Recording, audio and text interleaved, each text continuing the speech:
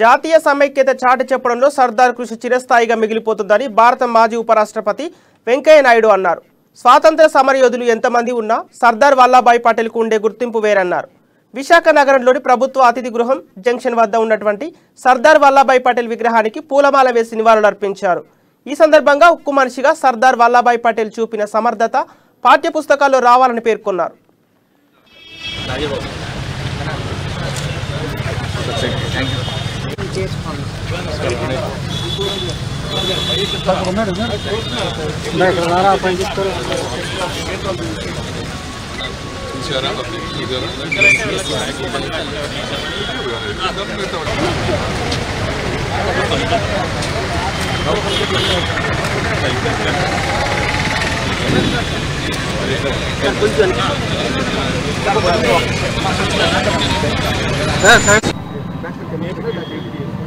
స్వతంత్ర భారత దేశంలో దేశాన్ని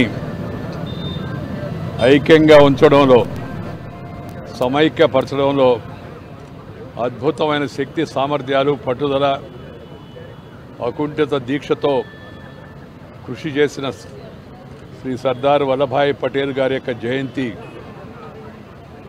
కావడం చాలా ముఖ్యమైన రోజు.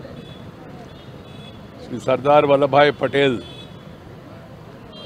ఈ దేశ ప్రజల ప్రియతమ నాయకుడే కాక